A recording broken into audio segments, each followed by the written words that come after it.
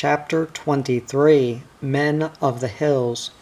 The 12-mile tramp to Stannery Hills held plenty of interest for me, though my, again, non-communicative mate spoke only in reply to questions, never pausing even for a yarn with passing horsemen, which just isn't done in that country.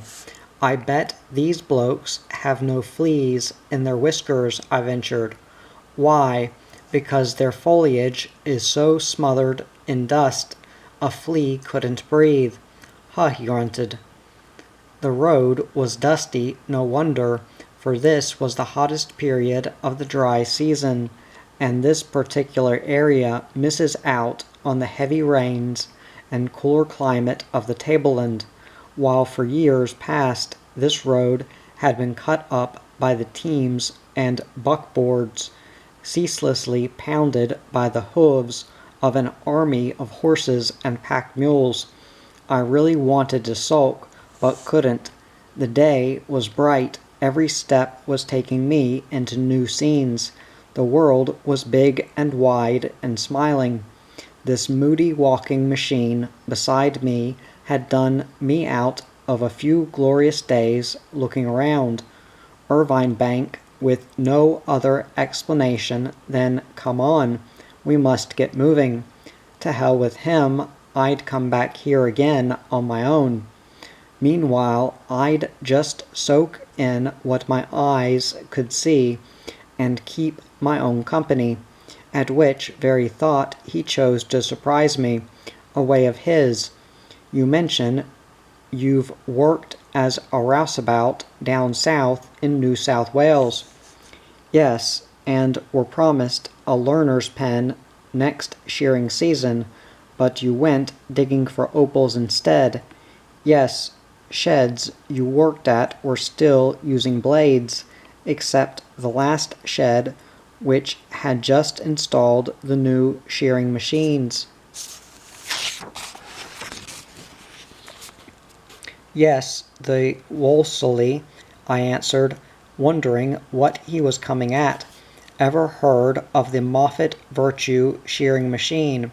"Yes, it was just coming on the market. A number of sheds were installing it when I left New South Wales." "Well, the Moffat Virtue sheep shearing machine was invented and made in Irvine Bank." "What?" I exclaimed in sheer disbelief. "You've heard of John Moffat, of course," I growled surlily. "Well, there is the connection. Virtue was the inventor. He had the idea, so far as my not very interested knowledge goes.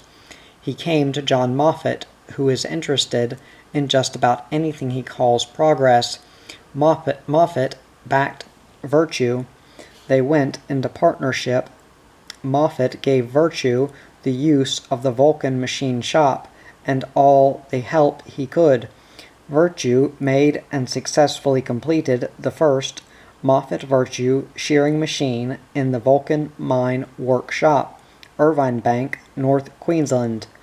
But I protested there would not be the machinery, the special materials, let alone specialized tools in a little mine workshop to make such a modern, intricate machine as a shearing machine.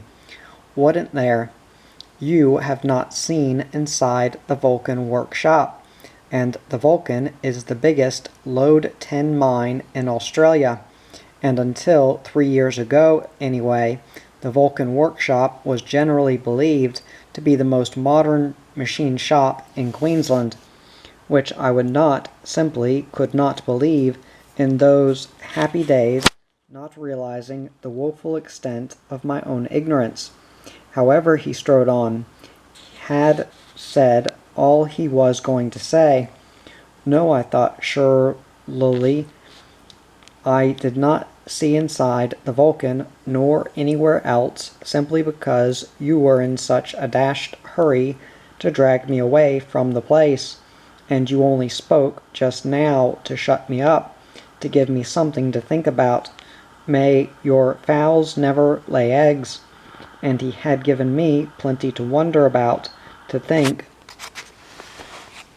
of coming all the way from New South Wales, where in every pastoral district the name of this marvelous sheep-shearing machine was on everybody's lips, to come all the way here into a little isolated tin mining township, to the very spot where it had been invented and actually made. I could easily have had a row with him.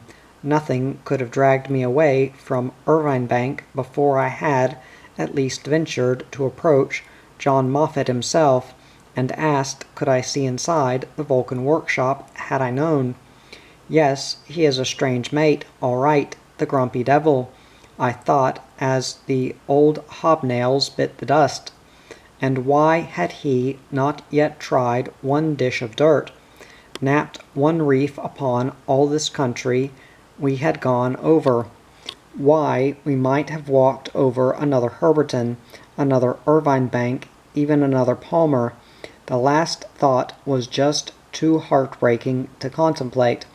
Well, I would still keep up with him anyway, and the doing of it calmed hurt feelings somewhat. Stannery proved to be more hilly even than Irvine Bank, with the homes of married men scattered far and wide, wherever they could find a spot level enough to build upon.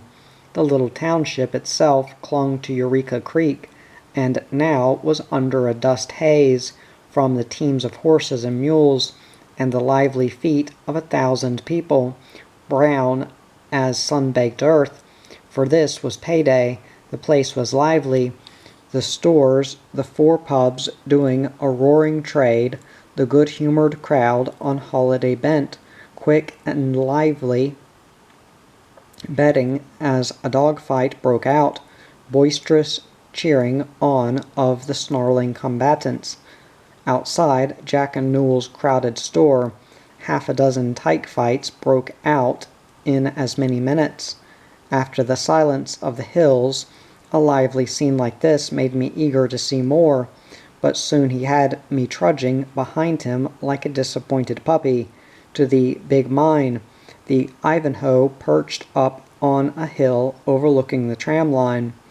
300 men were on the payroll here, which meant a very big concern, way out in the hills in those days, a veritable sea of precipitous hills. A harsh roar came down from the mine, where ore was tipped into a hopper to shoot down into a truck by the line. The tram line snakes among the hills to the Walsh River, miles away, explained my mate, where the ore is crushed at the battery. 30 head of stampers, you can hear them miles away. Across there is the Eclipse, across there is the Kitchener. There is the Kitchener, north. They are making them into a maze of tunnels. The Arboyne is across the Iona River Creek. These are the main mines, but there are hundreds of shows back in the hills. Some are pretty good. Rich tin is being won. Big money is being made from them, and in lesser degree from the hundreds of smaller shows, for miles and miles like wombat holes within those hills upon the moon. Must be pretty big wombats, I said, in a feeble attempt to dig up a bit of humor. Yes, he agreed evenly, and you won't see these human wombats any more than you'll see those on the moon. We haven't the time. Anyway, when the price of 10 booms, it's these shows that make Stannery Hills and Irvine Bank the liveliest townships on all the tin fields among the Walsh and Tenaroo watersheds. And it would take you quite a time to travel over that area of country, believe me. Come on, and he was striding down a goat track, with me following behind, bursting with 101 questions as to this fascinating country and a form of tin mining so different to the deep lead alluvial at Nigger Creek. In a flash, I guiltily remembered I had not thought of Mick and Jim and Garnet and old Brooks and little Tommy Turley for days and days. I wondered how they were getting along in that placid backwash, as I now regarded it, little realizing that years later Wandekla was to boom and become the center of a big timber industry. I wondered whether Mick had written any more poems, but the grin changed to a clutch of alarm as a pebble slipped under my heel. "Just as well you grabbed that rock," he said calmly as he turned round. "You could easily have broken your neck down there. Better watch your step," and he strode on. Down there was a sheer drop of 300 feet into a rocky ravine.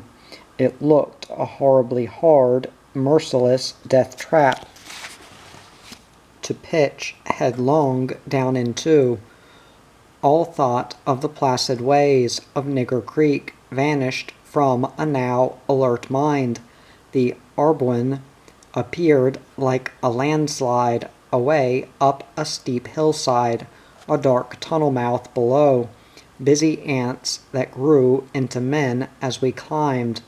"The ore only goes 1.5%, my mate was saying, but they work it cheaply by open cut, and transport to the battery is easy, so it pays." An eerie shriek cut through his words, followed by another spine-chiller. Almost immediately I saw what it was. Heavy tramway trucks loaded with ore were being pushed out from the face to the head of an aerial tramway. A great steel cable, like a spider web, stretched far away out over a dizzy gorge. When the rumbling truck was pushed to the top station, only 3 men handled it. The loaded truck, minus its undercarriage, was simply hooked to a trolley head fitted over the cable. A lever was pulled, and the next second that truck was shrieking down and away over the gorge, flying hell for leather out over space and down, while up screeched empty trucks hauled by the weight of the loaded one whizzing down. "There's only one man down there at the bottom station," came the voice. He pulls a lever, the truck drops down onto an empty undercarriage, and with others travels along to the battery at Rocky Bluffs, on the banks of the Walsh. Thus the Earth's cheapest power, gravitation, makes this otherwise poor mine payable. Come along." And he was off again, with me following behind and growing madder and madder. Here were another 100 things I wished to see and learn, 100 questions to ask of the brown-skinned men, who bade us a curious good day as we tramped by. They would good-naturedly have answered any questions I asked, been pleased to explain things, and here were we just walking past. We had barely left the Arbuin when a murmur growing into a roar, faded into a murmur, came thunderously through the gorges. The battery of 30 stampers somewhere in this maze down by the wild Walsh. The battery crushing the ore continuously pouring from the tramway cut so wonderfully around and through and above these hills and gorges and ravines, among which, but a very few years before, there had been only the winds and the precipitous pads of the wild aboriginal hunting the wallaby. with the rhythmic thud-clank, thud-clank, thud-clank of the 30 head of stampers thundering among these rocky passes. I stood staring in boyish pleasure, in admiration of the men who had got these iron masses of machinery into such a place, all the way from Cairns away back east on the coast. Those, to me, huge boilers, those miles, it seemed, of water pipe lines, those pumps, all that scaffolding and troughing, all the iron for the battery sheds, the rails for this wonderful tramway, that staunch little engine even now coming puffing along with its long line of clanking, heavy-laden trucks, a train I had already seen snaking round a precipitous edge as nonchalantly as if the awful gorge dropping away beside could go hell and bang for all it cared. From the battery a hiss and roar as a cloud of snowy steam shot skyward, letting off excess energy, the rumbling of a tramway hauling ore up to the hungry stampers by endless rope and by no visible means of power. All those men serenely at work. This wild river that must roar in the wet, plunging its way through the gorges, past camp after camp, on its mad journey to the sea. Come on, we'd better be moving. He must have spoken before, but I just stared at him. Surely he would pause at least to boil the billy at such a place as this. We'll visit the town of Rocky Bluffs. Town. Yes, he almost smiled. And remember, while we are wasting our time sightseeing, you're not working that claim of yours at Nigger Creek. And in an instant I was brought back to reality, the ever-gnawing urgency of knocking out a few pounds at least to pay the Tucker bill. It was on the tip of my tongue to ask him to leave me here by now. I knew he could find his way alone anywhere, to leave me here, and I'd take a job. I would not mind working for wages until I learnt all about this new kind of mining and saved enough to go out into these wild hills seeking a show for myself. If I'd let the words tumble out, I realized later, he would have merely turned abruptly on his heel with a so long, and I'd never have seen him again. We scrambled down a mountainside along a mule track. I pitied those poor slaves of man. This track is as rough as blazes, I growled at last. How on earth can a town be down here? He had wheeled as I spoke, almost a smile on his face. You've said something, and for the first time I'd known him he really grinned. But there actually is a township down here, the township of Rocky Bluffs. Into this town there has never come a cart, even a buggy, a wagon, no wheeled vehicle of any sort. And there never will. And leaving me to chew over this, he strode on and now down. Rocky Bluffs, I thought sulkily. There's no township here at all, can't be, but it's a good name anyway. For the place was a lost world of sun-baked bluffs and rocky mountains, wild as the hobs of hell, and suddenly we entered the place by a mule track, just a tiny level space of ground among those bluffs, and in amazement I stared towards a low-built pub, a store, a score of shacks, homes of the battery men. Rocky Bluffs Township, welcome to Ruffisil Street. My strange mate stood aside and held out his arm invitingly. Ruffisil Street, I murmured, for there seemed nothing else to say. Yes, Ruffisil. Yes, you can read it on the board there. What on earth does it mean? You've said it.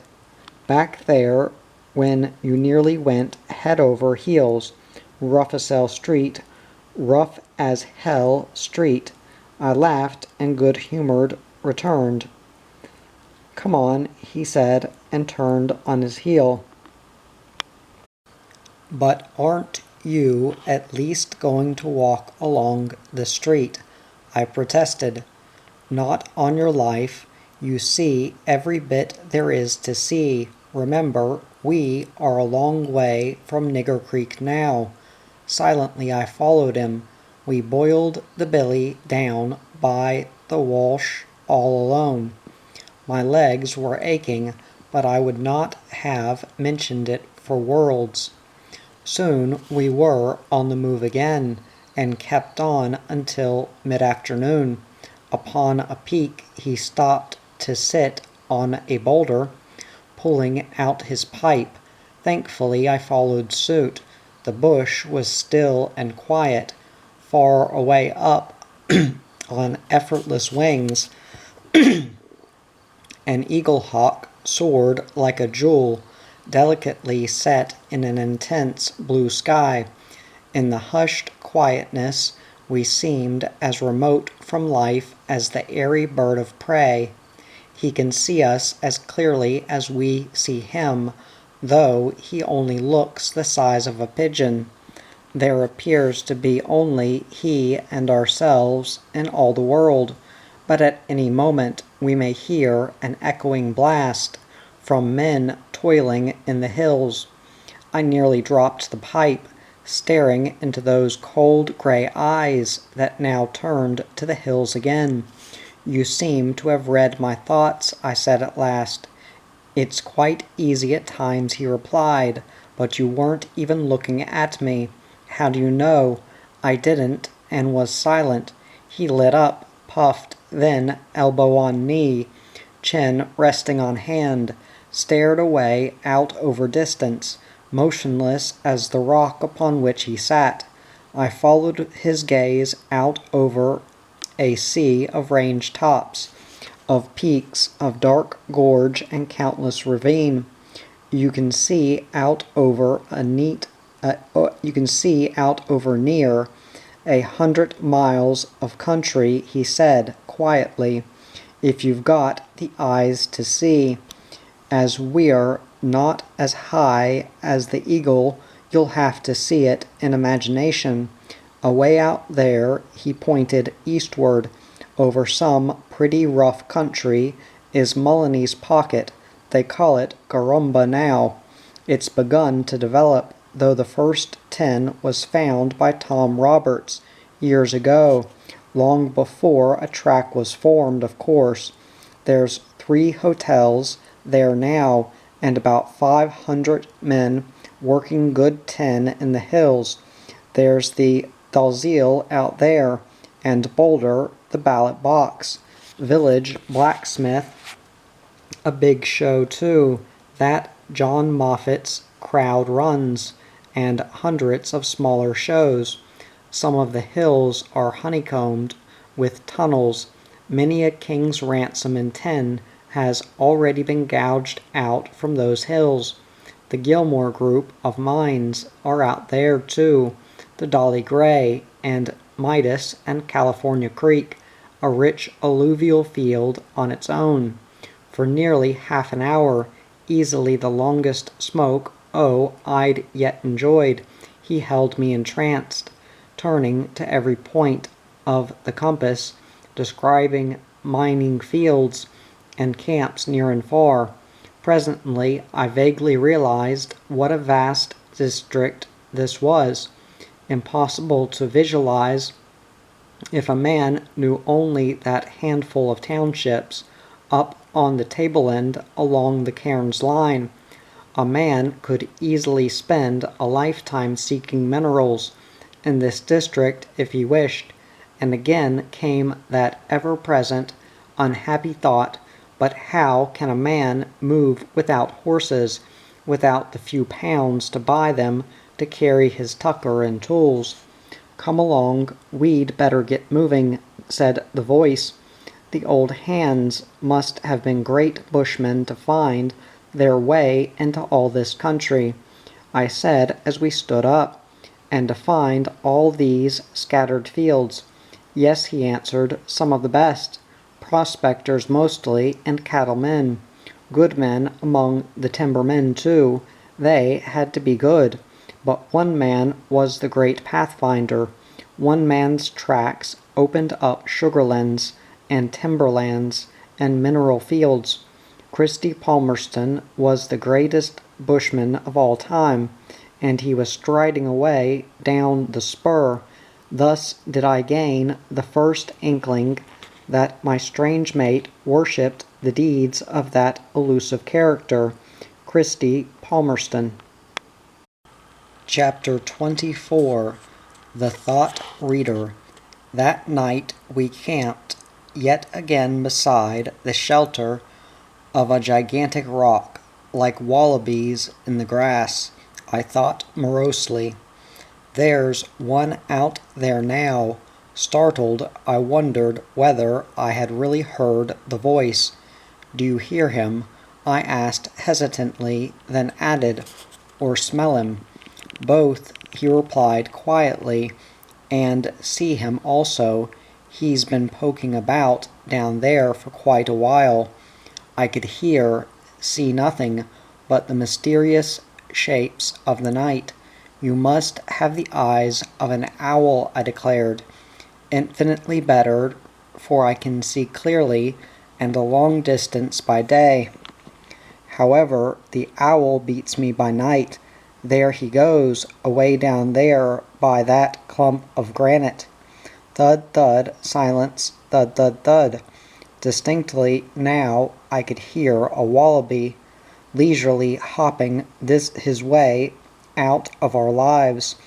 But as for seeing him, I could but vaguely make out the outline of that clump of granite, and massive boulders indeed they were.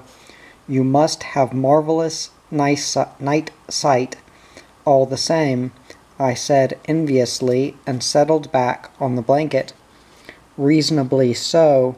With years of constant training, and night sight will grow within a man. The awakening of a sleeping gift from our ancestors," and I seemed to feel him smiling. "However," he said, "there is far more light at night, even on a dark night, than our civilized life is aware of. It is a matter of realizing this, then by constant practice training the eyes to collect the light rays, I suppose you would call it, focus them." We both were silent. I was but little more than a lad. The world, our world, anyway, was still in its horse and buggy days. This subject was a little too deep for me. At last I doubtfully ventured, "You seemed to read my thoughts again."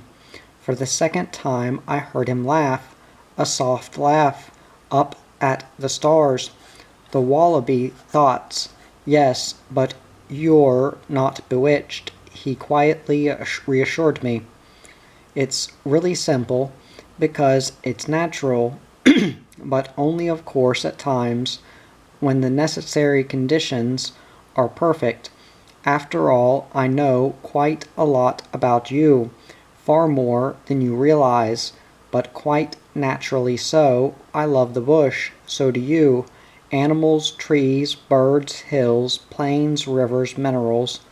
Prospectors, settlers, distances are all of interest to you. Your thoughts are filled with what little you know of the bush. You are eager to learn much more. Rocks and gullies, reefs and rivers, and creek beds are of particular interest to you. Your mind is a whirlpool of gold, gold, gold, water, water, water. At present shaded by 10, 10, 10. Such thoughts in the men of mining camps are nearly as close to me as the air I breathe. Well, here we are, two men alone in the night bush, in a shadowy way of speaking, our thoughts, some of them anyway, are almost common property. We are resting, you are tired, your thoughts die away a bit, then momentarily concentrate on one simple subject of common interest to both of us. And I am lying here in a receptive state of mind. You thought a bit touchily, because you'd rather be sitting by some campfire, listening to the boys yarning about minerals. You thought camping here like a pair of wallabies. My mind, for it too was concerned, quite naturally received that thought. It was only that I'd been watching that wallaby for some little time that I mentioned it. It just seemed to fit in as a little joke. I could not see that joke, perhaps because of a sort of creepy feeling, and in the silence I could almost have sworn he was lying there amused. Then he was saying, "Try it. See if you can receive my thoughts. First, become receptive. Listen to the voices of the bush. Absorb the night and what it tells into you. Then I will send you a direct thought." But I was too startled, staring out into the night. Presently I could feel that silence, and it grew strange, as if alive. Dimly I began to smell the earth and the grass. The ghostly granite boulders were being caressed by cold starlight. I almost felt they liked it after the heat of the day. Even the dim shapes of the trees seemed listening, almost as if a something were about. Uneasily I turned over, and dead tired was sound asleep. One mine in the Stannery Hills I was very keen to see, for its virtues were spoken of in odd tones as far away as Herberton. This was the lass, otherwise the lass O'Gowrie. For the lass was much more than a good show. She was the stuff that the prospector's dream is made of, always to be depended upon to keep the straight and narrow path, as a true fisher lode should. She kept between her foot and hanging wall, clean and sweet as the tasty ham in a well-cut sandwich. Within those close cut walls there was never any fear of the lass skipping aside and vanishing, thus causing a frantic search to left and right, ahead and behind and below, by the despairing owner in an effort to pick her up again. Alas, such happenings were common with most lodes and reefs, here today, gone tomorrow. But not so the lass. Not once yet had she proved flighty. When the toilers knocked off for the night, the lass, with her staunch belt of good tinstone, could confidently be depended upon to be there tomorrow, and the next night also, and the next year. Sweet in such happy virtues, naturally the lass was sweet in riches too, and here again her consistency shone true. A consistent producer, for year by year she made generous bunches of rich ore that were the talk and envy of township and hills far, far away. Yes, the lass was a sweet mine, quite rightfully the lucky owner, and partners strutted with swelled chests matched by swelled bank accounts.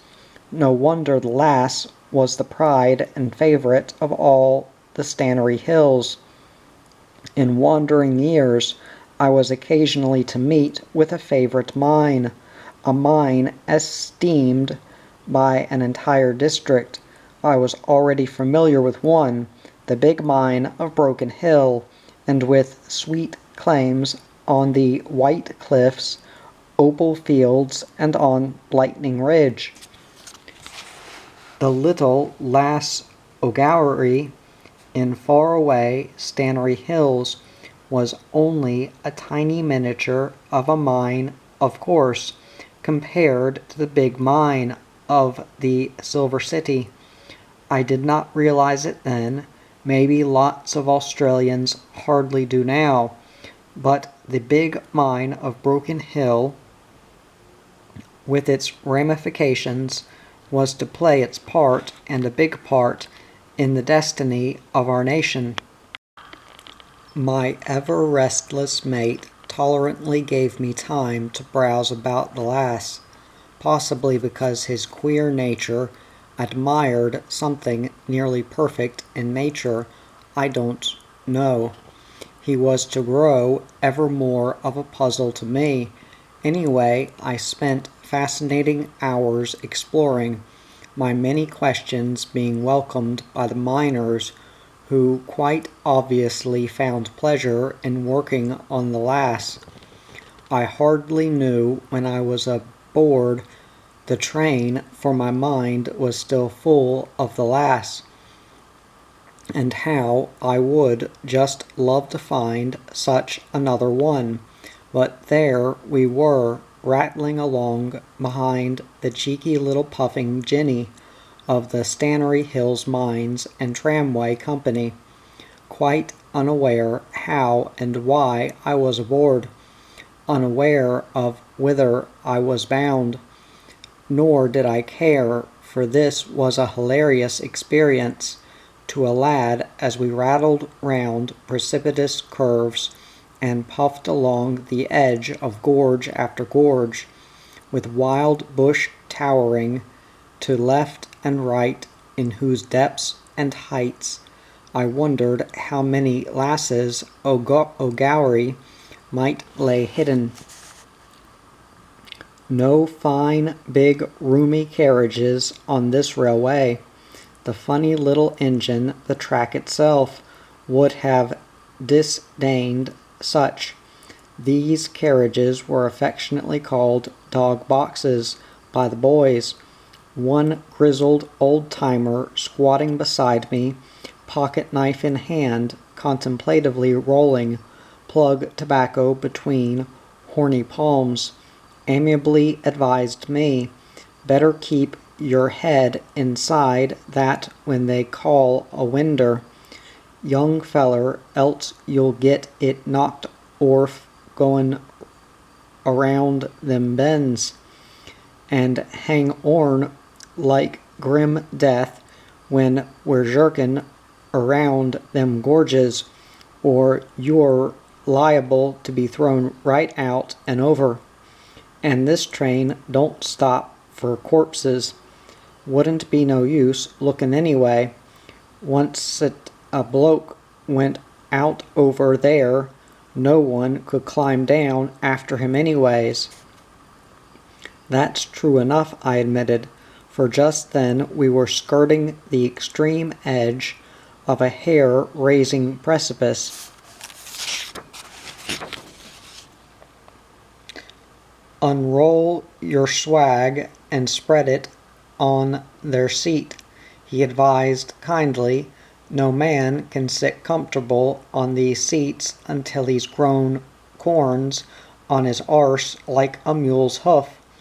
Sundry other advice he amiably gave me as we jerked and rattled and puffed along, deflating my bushman's pride by taking me for some lily-white product of civilization, worthy of a little kindly advice and encouragement, and I had been a bush lad all my life. But then this gnarled old museum piece, like many of the old-timers back in them thar hills, had reached the stage when they cleaned their teeth with sandpaper and trimmed their toenails with a blacksmith's rasp. The old dinosaur's warning was quite correct, though for a man with his head out of the window was liable to get it smartly rapped indeed against the sheer rock wall when the train was jerking its way round a cutting. The engineers on a job like this naturally had to save every inch.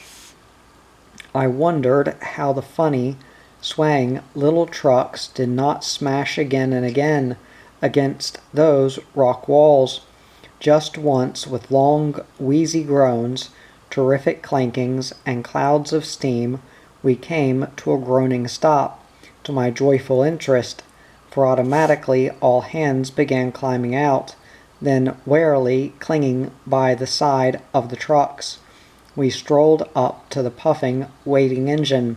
Some tons of rocks and a gnarled old tree had crashed down into a cutting along the mountainside. Axes were brought from the engine, sapling levers cut, and the tree was sawn and chopped into lengths, which one by one were levered over into the gorge. All hands manhandled the boulders, rolling them over with a cheer as each one bounced out into space, dusted their hands on their trouser seats, pulled out the pipes, and casually strolled back, yarning to their seats again. The engine crew climbed aboard, a wave and a yell of "all aboard," and the engine gave a hoarse blast that echoed defiantly up and down the gorge. A rending tremor, a cloud of steam, a creaking strain, and slowly we shuddered into movement.